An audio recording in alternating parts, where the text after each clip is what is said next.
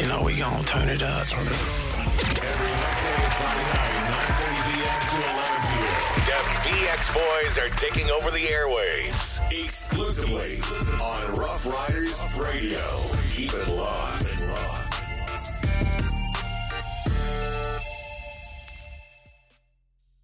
What's going on? What's going on, man? Yeah. We live, we lit, and as promised. You got my mic on? Yeah, we got. I don't hear me. I hear me? Y'all hear me? I hear you. Okay. There we go. So as promised, Tamika D Mallory in the building. Let's You gotta get it. say the D, man. Yeah, Yes, definitely. Definitely gotta make sure you say the D. I felt like I got chastised when we sent up the wrong flyer. I said, listen, bro. All I called said. him. I said, listen, bro. You gotta put that D in. All I said You gotta put that was, D in. can you please add a D to my name? That's it. No. The way I delivered is that we need that done now. You know what I'm saying? You took care of me. Yeah, Right, we right. definitely took That's care of you, all. and we did that expeditiously. Yeah, right. You know what I mean? So definitely, first and foremost, thank you for chopping it up with them Bronx boys here, live on Rough Rider Radio. Thank you for having me. It's been a long time coming. Yeah, definitely. Absolutely, definitely. This is the social distance, and we keep our heads straight. Yeah. Oh, okay. All right. But you saw, I'm you know, with that. we got I'm the with lights that. all in here and all of that stuff. I'm about to stand up and stand in the corner. So she on her monk vibe right now. We gotta Nah, get it's past all that. good. It's all We good. got a lot of things we need to talk about. Yeah. This is our Yes, first yes. time sitting down with you. You know, we've been near and dear. You know, we always follow your movement. Yeah, Absolutely. Family Absolutely. for Definitely sure. family here. So what I want to get into first, because you know we got new people that's probably listening in. You know what I mean? How did you start? Like, in Oh, we're acting doing as that? This is a real interview. well? Yeah, it's the real one. Oh, Yeah, okay. I'm yeah. not There's no playing. Oh, There's no okay. playing. There's no playing involved. So, I've been in the movement all my life.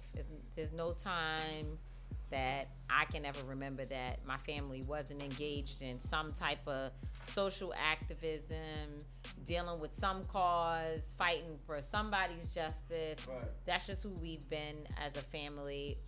You know, similar to people who go to church, and you know how when you're young, church is like, it's not a question. No, you It's gotta go. mandatory. It's you go mandatory. to church, right? Yes. The whole house, The whole house. Yes. right?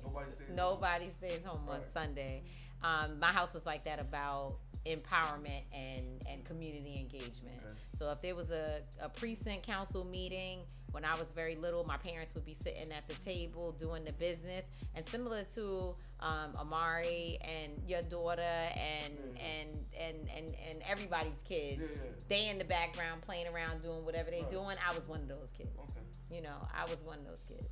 So But you actually really like delved into it more when you experienced a tragedy. yeah, you know, I mean, I became a runaway, right? I mean, first of all, we all know you grow up in the projects, and then at the same time, your parents are trying to get you to be in the movement. You looking like this don't really work together. You know what I mean? Yeah, it's yeah, like yeah. it don't work together. The two don't go hand in hand, because if you growing up in the projects and you're like me, an outgoing, outspoken, jovial person, want to be in everybody's face doing all the things, and you growing up in an environment where it's lit in the street, and then your parents is talking about we going to be around folks with dashikis on and you know kufi and bones out in their ears, like what is this? Don't work together, right? Like, you know what I mean? I was into Asics sneakers, you know, Reeboks, and the jacket with the tassels. You Right. remember Yeah. when the leather with the tassels Yeah, came yeah, out, and yeah. that was a big Absolutely. deal. You Yeah. know what I mean? So that, Homage and all that. you know, But exactly. Let's talk about that, because you're talking about your young days, right? Because you know you were born in Harlem, Yeah. and then you came to the Bronx when you was Right. like about 14, 14. like yeah, 14 years yeah, old. Yeah. So now when you became this wild child, you know what I mean, trying did. to experiment with life and just say, look, I'm grown, I can move around a little bit, spread your wings out. Yeah. Where you was at? You was in the Bronx, you was in Harlem, what we was doing? It started in Harlem. When I was 12, I started running away from home. To this day, I apologize to my mom especially, but both my parents often, because I put them through so much. A 12-year-old kid, a runaway, you know, who I felt like there was more happening outside, you know, that they weren't letting me get to. So I knew that they weren't gonna let me stay out past a certain time. So I figured, hey, I'll just, you know, do the old stay out all night and One deal time with out, it that's when I it. get I'm gonna get in trouble anyway. I'll deal with it Go when with I a get bang. home, you know. So that was sort of like the mindset that I had, and I ran away often. And I got caught up. I mean, you know, it was this guy or this thing and this situation, and I got caught up, and I continued sort of on that path until I met my son's father, and he and I ran the streets together. We were, you know, always in the streets, hanging out in Harlem, and that was when I went to the Bronx. So I started running away in Harlem, and I think my parents moved to the Bronx, to Co-op City, as a part of a plan to say, okay, we're gonna, you know, do better. We're gonna move on up like the Jeffersons, and we're going to see if we can try to move this girl away from this environment. Right. And when I got to the Bronx, you know, I met my baby father. I continued the same shenanigans, and then I had a baby, and then he got killed. And it was when he got killed that The baby father. my baby father got killed. Yeah, not my baby. God Yeah, bless. no, God bless. I just want to make it clear Yeah, for the no, listeners. thank you. And it was when my son's father was murdered that it's like, you know, everyone has these moments in life when it clicks, like everything clicks. And I had that click, like, oh, that's what my parents have been trying to show me. Like, that's what this movement is about. It's not just like people getting together, like they're actually fighting for a cause. And I need to, and I was like, whoa, wait a minute, my son though, like, what happens if he now doesn't have a father? So he's a part of the statistic of, you know, the statistics of not having a father. His father's dead early, drugs involved, all of this. I'm like, so now what happens if he gets caught up? So I have a responsibility to get out here in this struggle. And I just took it on as my own. I started to be like, you know what? They don't have to tell me to go to a rally. I'm going to be telling them when the rallies are. Right. And here we are. But I had to, and which we could talk about later, I knew I had to make it cool though, because it wasn't cool for me at the time. I felt like I was getting involved in something that was specifically designed for older people, and I needed to make it cool for us as younger folks to feel engaged. So obviously you want to talk about that later, but how do you bridge that gap now from the young to like our generation, say, so to speak? Because I know it was a big gap between, you know, say like John Lewis, you know, rest in peace, but you know, into our generation, there was a big gap where it was really nothing going on for us. So it was not major, you know what I'm saying? But now it's prevalent, you know? Yeah, but I think, you know, a part of it is you have to understand, like, when you think about John Lewis and Dr. King and all of these guys, they came out of a church tradition, right? Like, they came out of a tradition of going to church, wearing the suits, and even if they didn't go to church, it still was a respectability thing that you show up as a man. Because at that time, we were so disrespected that you wanted to have your back up straight to show, like, I'm clean, I'm cut, I'm ready to go. Like, you know, I'm smart, I can speak, all of that. And so that was sort of that era. And I think with every generation, we move into different shapes. And it doesn't mean that suiting up and looking good and being able to show up at the meeting is no longer important.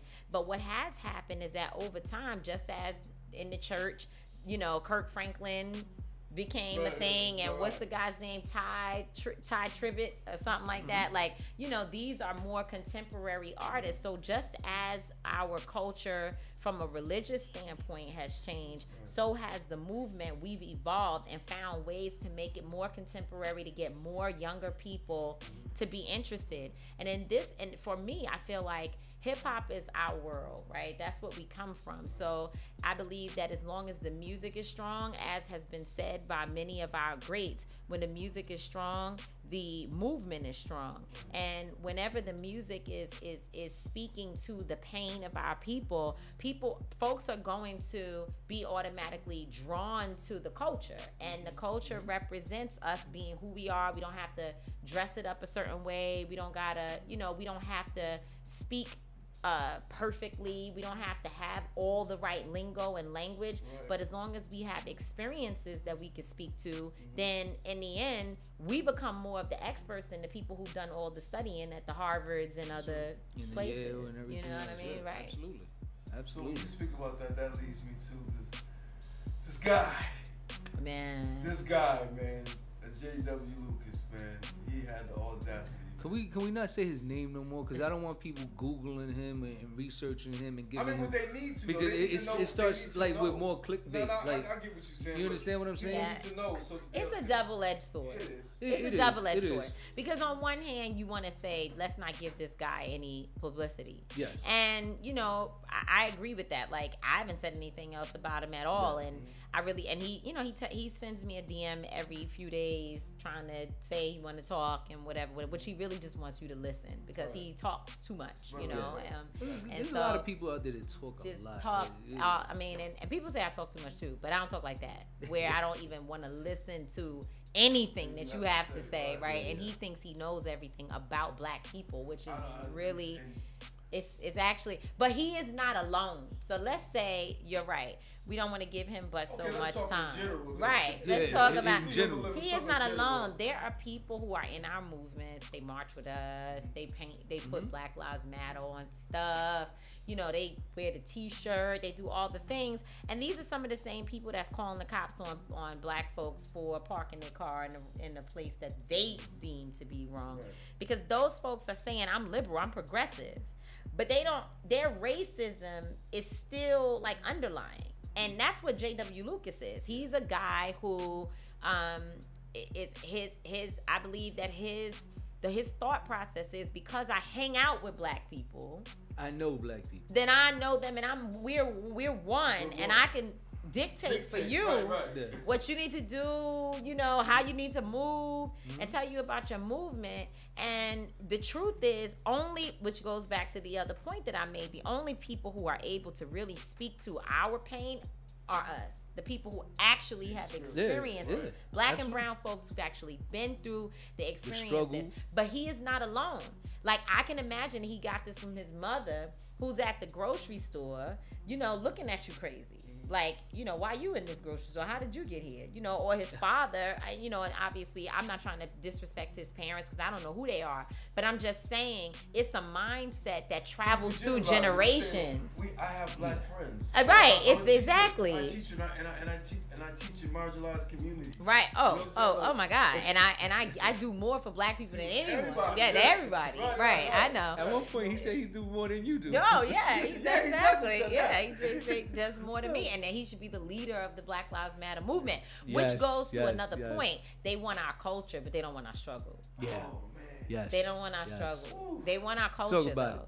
They want it. They want to wear the cornrows. You know, it's like the Kardashians, you know, and particularly Kim. She wants to wear our cornrows and all of that, but she doesn't understand that those cornrows wasn't just like a fly style. Like, our people needed protective styles for our hair to be able to deal with the fields, while we were picking cotton, you know, to deal with having to stay neat so that you could take care of the master's house.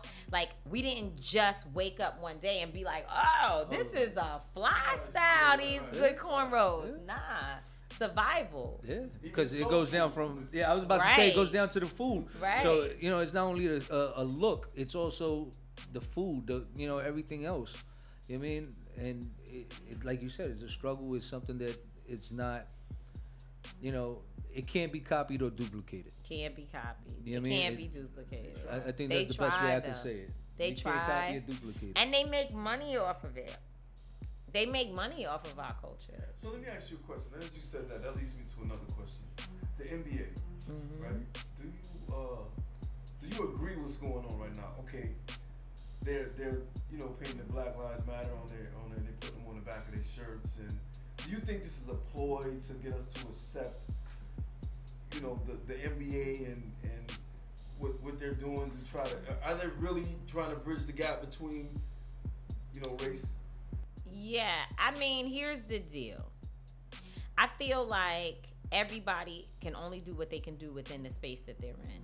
And when you are in a space like the NBA, the this, the that, whatever, all these different, there's institutional racism that exists. So every time you push the needle by taking a knee, first of all, we already know Nobody in the world is supposed to be taking a knee anymore because that just drove people absolutely Crazy. out their mind. Like they just, I mean, the knee was like the straw that broke the camel's back. Yeah. White folks could not handle that. Many of them. You think it was because it was interpreted wrong? No, because they knew of exactly. No. You don't think it was just They because someone never said, "Oh, this is the interpreted- reason why they doing it"? Man, Is disrespecting these flag? people never interpreted anything wrong, man. These folks knew exactly what that man was talking about. That man said it at the press conference. After he said it. We said it. The people, everybody said it. They knew what that knee was about. They interpreted it that way in order to criminalize or to make it a negative thing. They had to give it some, it's funny because the other day, my mom, she recently had a stroke, and she's not as like, she's good. She's good. She's great. She knows everything. But there's certain things that she's stuck with. And right now, while she's in her state, there's no reasoning. You know what I mean? That's just the way it is. And we know that. So I was telling her, I was like, Mom, I'm going to study for my marijuana license. And she's like, you about to sell dope? Automatically. She's like, you gonna destroy this whole family's legacy because you want to sell some dope? Like, are you crazy? I mean, and she was so like, and my dad and my sister were trying to be like, no, it's not what you think. There's medical marijuana. And she was like, it's dope. That's it. Like, that's it. It's dope. And I was like, you know what, Mom? They taught us it was dope so that they could criminalize it and then lock us up for it, right? So that's what they do. It's like, it's a title that's put on it that you end up repeating because they like market it as such so that it is a criminal act, when meanwhile they're making pharmaceutical drugs and not calling that dope, right? They're not calling that dope, but they calling weed a natural herb, that's dope, so that you can feel like, oh, I don't know, I shouldn't be messing around with that, and I'm gonna go to jail. So I'm saying the same thing with Colin Kaepernick. They turned it into a thing about the flag and disrespecting the veterans because they had to find a way to make it look bad and to make him look like he was being disrespectful. To discredit him. But they knew exactly what it was, and I feel like with the NBA situation, they are I think LeBron and a number of other players, Carmelo, I mean, I spoke to many of the players, and they were serious, like, tell us what we need to do because we're ready. Like, they got their own movement.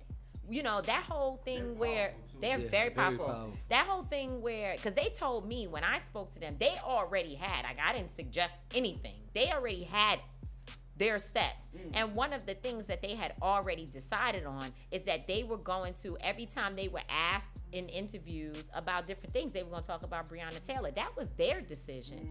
So they're doing the best that they can do within the space that they're in. And I think that the institution is having to bend and gel around it, because if you don't have players, you don't have anything. Right. Yeah, absolutely. Because if LeBron goes out there and says, listen, until these officers get arrested, I will be sitting the bench, and I expect everybody to stay home. If he was to do that, you know how the NBA will be so hurt. You understand? And the NBA, no. Not that a player would do that, I think, but we can. Of course, but imagine a world. Not with the NBA, because I don't even want to put that kind of pressure on the NBA or have anybody watch this and then go be like, oh, they need to say it. Because it's not. It is not. And this is so important. If it's nothing else that people take from this interview, there is no such thing as the NBA players doing it alone. If the NBA players do it, we got to do it on our jobs at the same time. Yeah. The people who work for the government have to do it at the same time. People who work in all different areas that are not like super duper essential. Like if you know that, and by the way, if you work at Kentucky Fried Chicken and you got to go to work, go to work. Like do your thing and stop writing us about how, oh, this is not fair because some people have to go to work. Take your ass to work. Like nobody's asking you. You gotta do what you gotta do. Nobody's gonna talk down on you. But when we say the NBA needs to do something, we have to understand, as people of color, our power comes from collective response. So if it happens at the NBA level, and it's also happening at the, I don't know, whatever other entity and institution that we support, that's when, like department stores or whatever it is, that's when the whole economic system is impacted at the same time, and that's real power. And guess what?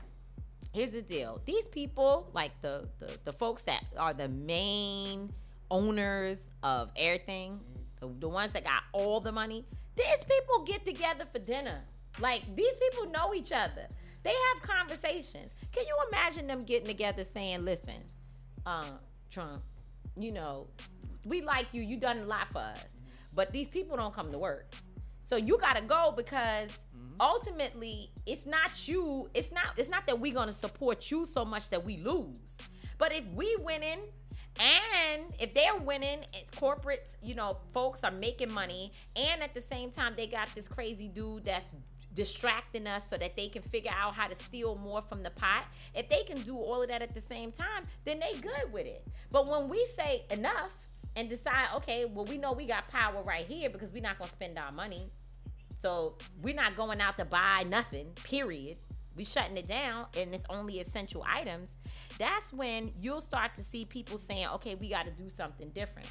But unfortunately, because white supremacy has such a grip on us and the ways we think, as soon as you tell people we're not buying Gucci or we're not doing this and that, well, I don't know. Well, why? Well, I don't, you know, I got too much Gucci for that. Right. We just ready to push back because we have a fear of our power. That's my opinion. Yeah. I think we're afraid that if we ever really do exercise our power, that it requires us to sacrifice, and we don't want to do that. Yeah. When it comes to sacrifice, takes a lot definitely. of courage. Definitely. So we got a question here from Squeaky Jim Shoe. What type of legislation is being worked on to make laws to protect the rights of black and brown people? What was the question? What kind of legislation do we need? Oh, we need a whole overhaul. Like, for instance, in Kentucky, in Louisville specifically, where the Breonna Taylor situation happened, right? There is a such thing as the right to fire one shot if you feel you're in danger, right? So follow me. I'm following. So if you feel somebody is coming into your home, breaking into your home, or you feel you in danger, you have the right to fire one warning shot. But they also had, until recently in Louisville, still in the state of Kentucky they have it, but in Louisville, a no-knock warrant. So if you can have a no-knock warrant where you show up at somebody's house and don't have to say who you are, and then the other person has the right to fire one warning shot, what the hell you think is gonna happen? It's gonna be a lot of bodies. This ain't gonna make sense because it's a gun state, one of them carry states. Right. It's gonna be a lot of bodies. Because once you fire your shot, they gonna shoot back. Oh yeah, absolutely. Because they got the right to do that, and now here we go. We don't even know. Like, it doesn't make sense. So when you talk about what legislative things do we need, we actually need a whole overhaul of the system. Like, we need to throw the whole thing away. Like, seriously, because we need something completely different. Because what I just described is an example of why we can't get justice in these cases, because the laws are so everything is discombobulated. Yeah, it's all messed up. But having things like no-knock warrants banned all across the country, super important. There should be no reason. If you're a cop and you coming to get me, you got to say who you are. We both got to have some skin in the game here. That's it. Right. Like, there's no you come to my door and you bang on it and then I say, who is it? Do y'all open the door? If somebody come and bang on this door right now and we in here and you say, who is it? And they don't say nothing, what you gonna do? You gonna go over there and open the door? I might not never. I might not open the door. You might not never. I know who coming here. So if you knocking on the door, then either you, I don't know. I just might not open the door, especially if it's that outside door. I'm really not into opening doors to people. That's a people of color thing. Yeah, exactly. And I don't have many people that I invite to my space. You don't even know my address. Yeah, I'm protected by my energy. You know what I'm saying? So it's like, you just ain't coming in my place. Definitely. Right, man. so then you banging on the door and I say, who is it? And you don't have nothing to say. Matter of fact, not only am I not opening the door, I'm getting things prepared for whatever's potentially about to happen. Yeah. Like Something's about to go down. Right. There's gonna be some furniture moves like Bernie Mac said. Exactly. Definitely. And you gonna be talking shit. Like who is that? So they have the right to not respond. And they don't have to wear body cameras. So they could come to your house. They don't have to have on a body camera. They could be plain clothes. They can not announce themselves. And then you also have the right to fire a warning shot. It doesn't make sense. I'm just trying to see who made these laws. Just in this one state, this one particular state. That's crazy. So definitely we gotta have no setup. knock warrants banned, and I have to say that because as we work on the Breonna Taylor case, that's really important to us in the state of Kentucky. But the other piece is defunding the police. When you say that, people go, oh. Yeah, please explain what that definitely. means, because it's people I watch. Can we, I watch you, my son. I go in the comments, and it's people that they disagree with defunding the police, but on the other hand, they'll be on your page. Oh, I support this. I support this. I support. I'm like, these people are confused. Maybe you don't understand what defund the police. That's what it is. They So don't we understand want you it. to Break it down. Yeah, please break it down. Please break it down. I'm gonna make it really, really simple. So recently we've seen at the protests how police officers show up with full tanks and body equipment and spray, and they got everything. Right. They got shields, they got stuff for protesters. Not for murderers. Like, do you know of any cops that have been killed? I'm sure there's been one or two in life. And of course, any police officer that's killed is not good. And it's not good. But I don't know of police officers who get killed at protests. I just don't know that happens. They get protected. Right, They get protected. And it's more of and you. not by the police, but by the protesters. A lot of times, I've seen that. I've seen it, and this is the Videos. reason why I'm saying it is because I saw it where one police officer was being guarded by several protesters. Right. Our people are so You understand? Right. We're gonna do that. Yeah. And if you or I or we see somebody that looks like they're about to be harmed, doesn't matter whether they're a police officer or not, you're gonna step in. Your instincts would be like, wait, okay, so the way that they show up with this equipment, I don't know. There was a picture I posted the other day of a protest in Detroit after some young man was shot by the cops. They were in the trucks. You know the truck that's a big tank with the big military? old The military tanker. in the street in Detroit on the street they had a big What the for? joint that you sitting up on top of. Why do you need that to respond to protesters? So what we're saying is how much that costs. How much y'all think that costs? Like, About 300,000. like some old like outrageous number. Yeah, So what we're saying is I was gonna say like about $500,000 or something like that. something Maybe, like that. maybe But more. let's just say it costs $250,000, and y'all On the say light nah, side. no way. But On on the the light light side, side. we give it light. We know we don't need that. We all agree we don't Yeah, need that. definitely. Imagine if we had that $250,000 for mental health services in the Bronx. Just imagine, Because we need them here. because That we we need it need. bad. We need them We bad. need it. We Mental definitely health need is that. needed almost in every black household. For real. Like every black household. That's a whole different. That's a whole nother second. You gotta come back for that. Yeah, We need it in definitely. every Yeah. household. That's true. Every I black and brown house, especially people who live in the hood, Yes. needs a little mental health services. Absolutely. Right. Absolutely. So imagine if we could take that $250,000 and invest in the mental health facilities in our communities. Imagine if we had that $250,000 to establish housing for people who are on the streets. Imagine if we had that $250,000 to feed kids that need breakfast, lunch, and dinner, or to deal with alcoholism, drug abuse, right? So when we say defund the police, what we're talking about is looking at the amount, the millions upon millions upon millions of dollars that they're getting for equipment and shit that they don't even need, and taking it and readjusting, realigning, and balancing that money out to make sure that our communities have services. And so when people get nervous about the language defund, I just want to know, when they close or when they stop having certain services at the local hospital, what you think that is? It's defunding. They defund healthcare. Yeah. They There's a defund lot of people education. that lost their jobs during this pandemic. Absolutely. We And the police, I'm thinking that we just got to put it in. no, the police got more money. Yeah, I think we just got to put it in a sense where people understand, you know, and If you let's can't use understand EBT. When you get a certain amount of Okay. money on EBT, right? And the year comes up where you got to reevaluate whatever it is they do, right? And now from, let's say 500, recertify. There you go. So when you recertify, now, okay, you was getting 500. Now you recertify. Now they gave you $450. They shortened you $50. That's because they defunded the program. They defunded the So, program. What from my, That's a good analogy, Sid. I'm just listening. If you listen, then you know what I mean. You're gonna get these answers. This is what I gasped from what she's saying. So basically, we're not taking away the police department. What you're gonna do is you're gonna take away one tanker per Right. police department. You're gonna take away And some stuff. something. A few Stuff that they're not things. utilizing. Things that they don't They need. don't need it. They just Yeah. don't. You're gonna look at it. You're gonna balance out the budget. Now, I'm an abolitionist, so I believe that at one point in life, we're not gonna need police at all. And I think that that's because what we have seen in through the work that we do in New York City with the Erica Fords and A.T. Mitchells and Shanduke McFadden, and the list goes Ife Charles, Lance Furtado, the Furtado brothers.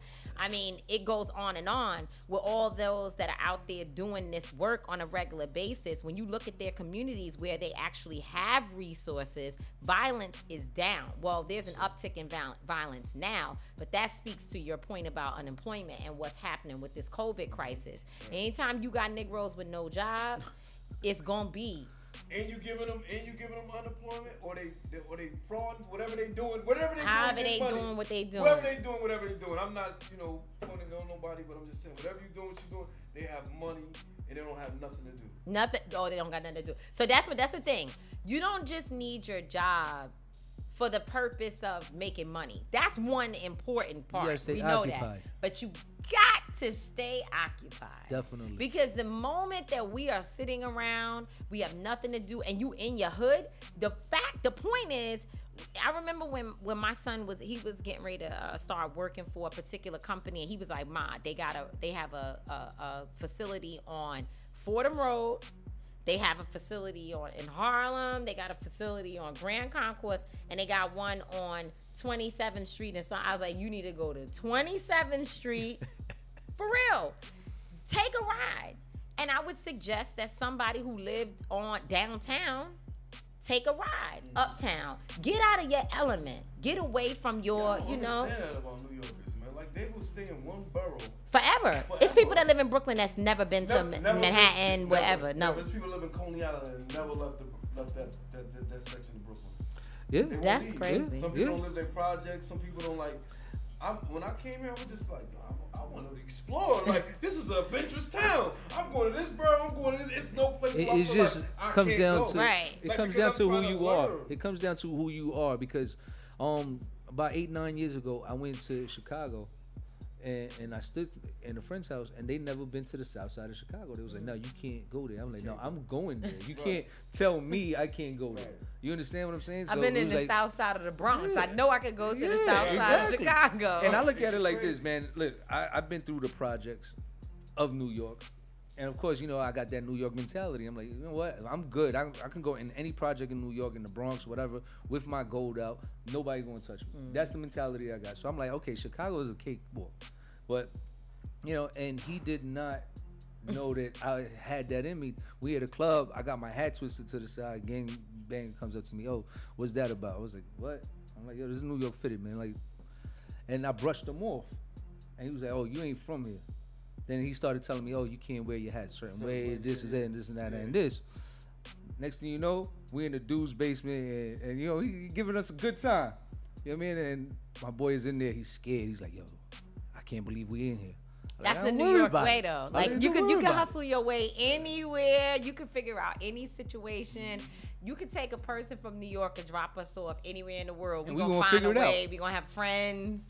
We're gonna gonna make figure it money. out. What's for me? What I want to ask you is, what's been the most amazing or magical moment for you during this journey of you being an abolitionist as you You will get me in trouble with that. I was only making a point that I believe one day we won't need police. Okay. We'll need something. Okay, but we what I don't want need to get is police. just like what's the highlight for you?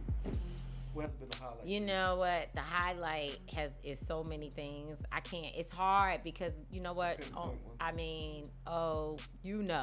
You've been with me on this journey, and you know we've been through so many lows and highs and dips and ups and downs and curves that the highlight has been watching God's wonder every time.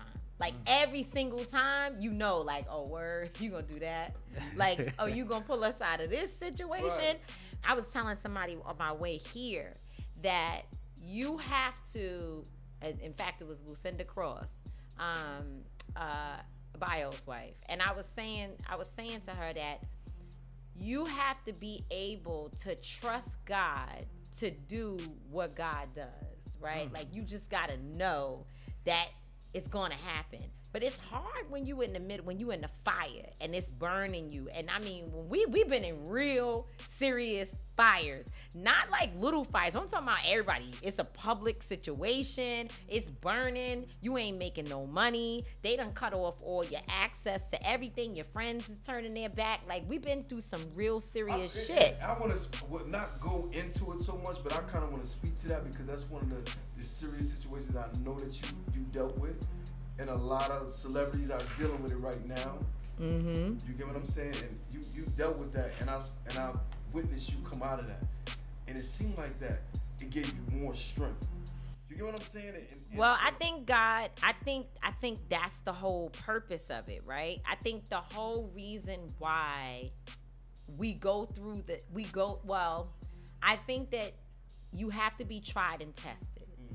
I think that's also a part of God's work, is that I need to know, or I need to show you, because I already know. Because I believe that God's like, I already know. Right. But I got to show you your strength. I have to show you, and I have to make sure that you understand that these moments will come again. And you've got to be prepared, and also you have to be willing to trust me. And my thing, listen, I don't want to start preaching, but don't get me started. My thing with my relationship with God throughout everything that I've been through is that I know that it's all about making sure you are never confused about how you got over. Like, it's always important for God to be able to know that you know that without you, I would have never made it through that situation. And so in my life, there have been so many things. Like, first of all, I grew up in the projects in Harlem. I wasn't supposed to be standing in front of 5 million women or people at the Women's March. That was never supposed to happen. I had a baby when I was 18 by a guy who was killed. I wasn't supposed to make it to the point that I'm on the cover of Vogue magazine. I was going to touch on that. I want to see how did it feel like to, because we're talking about the good, you know what I mean, that you have seen. What good have you seen, and what monumental moments that you captured? But for me, it was like, am I reading this? Is this like Photoshopped? Is like, you know what I mean? Because you know the internet is crazy, but you're on the cover of Vogue. Like, how do you feel about that? I feel like you on the cover of Vogue, you on the cover, you definitely on there with me, right? We all, my son's on the cover, everybody, Linda, everybody, Angelo, Erica, everybody is on the cover of Vogue right now. Because this doesn't happen without the support and the relationship, the connection between all of us. When you gotta be out, when my son's gotta be out of town because we working on something, and he could call you and say, "Oh, can you pick up my kids?" Right. And you do that. That's not like, or I've seen him call you and say, "Can you pick me up from the airport, or can you take me to the airport?" That's not like you doing a little, my homeboy needs some help. Like, he on his way to fight for somebody's life. Like, he needs help. It's no way that he can just walk away from his house, his family or whatnot, and not have a support system. And that's what Black people have been. That's what the Latino community is for its family. It's like we all get together and support one another. And so when I'm on the cover of Vogue, it feels great, but I feel like we won. Accomplished we it. won. Yeah, We accomplished that. Right. When I was on the cover of Essence magazine, first of all, which to honestly, like, Essence was probably bigger than me than anything, because that's the joint that was in my house on a coffee table all my life. And so I know that's big, but I also understand not so much that Vogue is bigger than anything, but I understand the what do you call it, not Popularity interpretation, but the access and the awareness that's being brought to our cause based upon that. So it's huge, but it's been so many moments. But I would say, I mentioned it already, that standing in front of 1.5 million people in Washington, D.C., the day after the presidential inauguration, where the day before, I don't know how many, few thousands they had. They definitely didn't have 1 million people. Right. And being able to do that, and then having people 4 million people around the world to come together for the same cause, understanding that none of us really knew each other. How we got there was crazy, all of that, but still we accomplished this goal of showing America that there would be people, and we have continued that movement since then. It's been different people doing it in different ways, but that we stand against sexism, racism, fascism. We stand against all the isms that oppress our people, and I think that for me was a magical moment. It was definitely, you can't, I want to say that it was when da-da-da-da happened, but I'll be playing myself not to acknowledge you was there. That's right. That's why you definitely, you on the cover. You on the cover. Bro, this is amazing. Like, I never saw nothing like that in my whole entire life. And I went to the Million Man's March when Mike did his speech, and just to see different women just coming up there, just, sharing their stories, or people that I thought just wasn't involved in movements. You know what I'm saying? I forgot the actress name. I just seen people in different light. To be able to see people in different light is so motivational. Right. You know what I'm saying? Right. For my daughter to be like, me share with my daughter, be like, you gotta research this person. You gotta research this person. You know what I'm saying? And being able to empower people for those type of situations, those type of movements. You know what I'm saying? It's very moving. Yeah, it's been, it's an incredible journey to be on. And I think for me, having family, look up and there goes Chi crazy self. Oh, yeah, here comes Chi Ali in the building, and he be there like, yo, Mika, what you need? How can, just making us. You need that type of energy. We need. I can't do it. I can't. Right. I need. And that's what I was gonna ask you. Like, how do you handle? It's so much pressure with being who you are. It's a lot of pressure. You said the people that come around, like, what's your go-to, like, to like escape from? Yeah, we're family. Yeah, right. My crew, my team, you close to us. Right. We're family. We argue, we fuss, we argue down every day. We argue. Woo. I mean, to the point where people be like, is everything okay with them? Like, if you don't know us, you be like, this damn, stop it. And they like, and people be like, that's understandable right there. Yeah, people around us be like, nah, that's how they do. Because when we finish, we come to some kind of like middle ground about how we gonna move. That's one important thing about when you are part of any movement, any group, whatever it is, you need different perspectives. That's what produces greatness.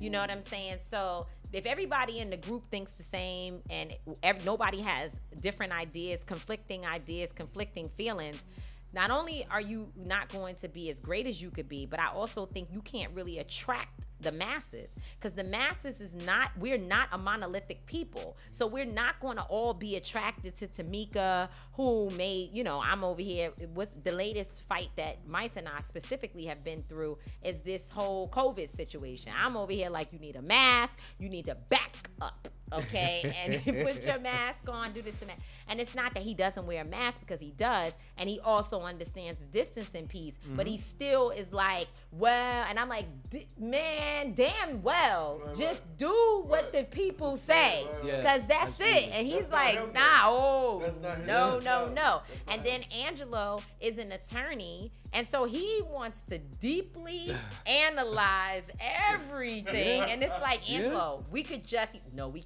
can't. No, we And can't. he we want to can't. talk about what Ida B. Wells said, and then what Frederick Douglass, and I was like, yo. And then Linda, she's a politician. Like, she don't think she is, but she's a politician. She knows she want to make everybody happy. That's what she does. She works to make everybody happy. How can I just, her and Yandy. Yandy's a politician.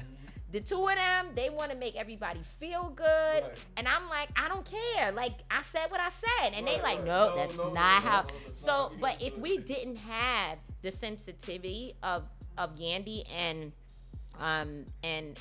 Linda to come to me and say, we can't just, that's what I said what I said. Right. It don't work like that. We in a community, or we working with people, they have feelings. We need to make sure that we incorporate it. And that's until they get pissed. Because when they get pissed and they like, that's it, I'll be the one like, nah.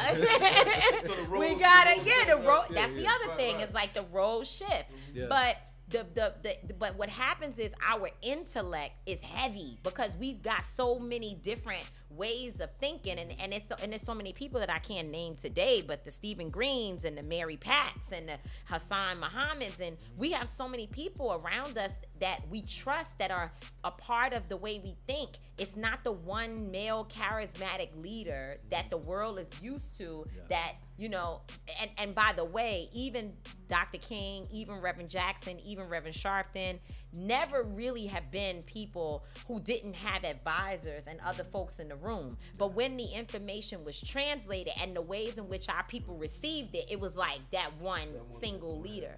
And in our situation, while yes, I have my profile is, you know, has expanded, and I have a big profile. At the same time, I can't even do what I do. Like, I wouldn't even be able to sit here and talk to you if it hadn't been for the conversation that I just had with Angelo yesterday about defunding the police and sharpening up my ideas. So the biggest thing that I can say about movements and people who want to lead, or people who just want to be successful in business or anything, is find your tribe. And make sure that the people that you're with are folks that actually love you. Right. Because I know our family, we love one another. Right. And we're willing to die for one another, which is a heavy, heavy, heavy thing. It's a heavy cross, because everything I went through with the situation that happened with me being called an anti-Semite. I want to speak to that. Yeah. Go ahead. With that whole situation, Linda, and I never really talked about this in public, but this is the truth. Linda has never actually physically met Minister Farrakhan. Right. But yet they were talking about how like he was her granddaddy. I mean, they were like, you know, she's a devout follower, this and that. And her sect, or whatever you want to call it, sector of the Muslim faith is different, right? So she's not of the Nation of Islam. She's got her own principles, and right. It's Sunni or something like that. I think, yes. Yeah, I think it's Sunni. So let me not just be like, or something like that. But yet and of course Carmen and I had been together, and we had visited with the minister, and we talked with him, and we sat with the minister before all of this stuff happened. We sat with him, we challenged him on some things, he challenged us on some things, right? So that's just the way that the relationship has been. But the real reason why we went through what we went through, or the excuse that was used, was that I went to an event where the minister was speaking. Right. And I bring all of this up because that just goes to show you how the decision that I made ended up really seriously hurting all the people around me. Everybody around me got hurt. So when they were being asked to denounce me, because Carmen got calls from people we know asking, saying, you have to denounce her, you got to do all these things. At that moment, especially Linda, all that she's done, all of her accomplishments, at that moment, she could have said, yo, I got to cut ties. I got to let people know. I don't even know, dude. You know what I'm saying? I don't even know Minister Farrakhan. I don't even know this, or whatever. But instead, what they did was they doubled down on their support for me and also their understanding that they may not agree with everything that the minister has said, but they know for sure what he's done in the black community. They know for sure. So they knew that they could stand and say, and which I've said a million times, we don't agree, or we want to challenge these particular points, or we don't support this particular thing. And that's the way that's everyone's relationship. There's no relationship where all of us agree on everything, right? We don't. But at the same time, they understood that if we're really working on behalf of the absolute most marginalized people in our society, the people who have been seen as, or who have been instrumental in the survival of that particular group, are not subject to denouncement. Challenging, yes. Denouncement, no. That's just not language that we can use. Too much for the black community. Not when you're talking about black people, right? We're not in the business. Carmen always says, and it's 100% true because my son, myself, others have worked with her. We work with people in prisons who have actually killed folks, right? So we don't denounce them.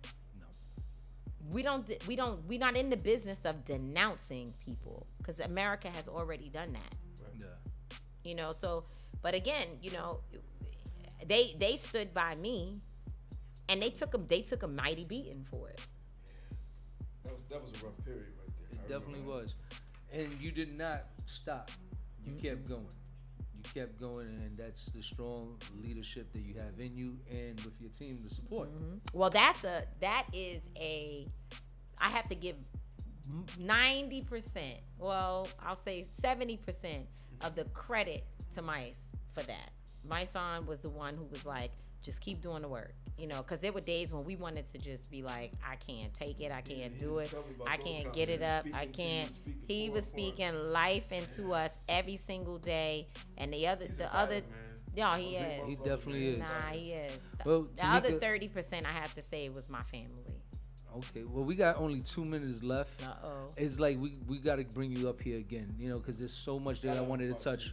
I wanted to touch on so much, you know, we got into serious conversations, but I also want to have some fun, like, you know, what type of music you into, stuff like that. You just recently had a birthday not too long ago. I turned 40 years old. So she a Gemini and all of that stuff. So you know, crazy as hell. There's a lot of stuff that I wanted to touch on. So hopefully we can get you back up here. You know, so we could talk, because I wanted to get an update on the airlines, American Airlines. I wanted to see what happened with that situation. Well, you really want to get into I really want to get into it. You know, sure. I even wanted to talk about how you was the young executive on another organization as well. When I worked for Reverend Al Sharp. So you know, so I wanted. There's so many things that I wanted to touch on. You know, I really did my homework. Saying your name in her song. Yeah. So well, listen, y'all gotta tell me to talk shorter next time. You know what I mean? It's cool. I mean, raw and uncut. People on our platform get to know who you really are. So, exactly. You know what I'm saying? Get to see a glimpse. You know what I'm saying? Definitely. And we got some questions too that came through. So maybe I can answer them behind the scenes or something like that. We don't know. But thank you for listening to Rough Rider Radio. Tamika D Mallory in the building. D. Yeah, I ain't gonna forget that. Until Freedom. Yeah, Until all Freedom. The updates, especially what's going on with Breonna Taylor. They got something really impactful that's about to happen. Yes. So make sure y'all follow Until Freedom for all the updates. Absolutely. Cool. And don't forget, send in your music to them DemBxBoyz ZZZ@gmail.com. Once again, thank you for listening to Rough Rider Radio, DemBxBoyz exclusively on Rough Rider Radio. Thank y'all so much for having me. Thank you for coming through. Love y'all. Our WCW Winter Circle Wednesday. Let's go.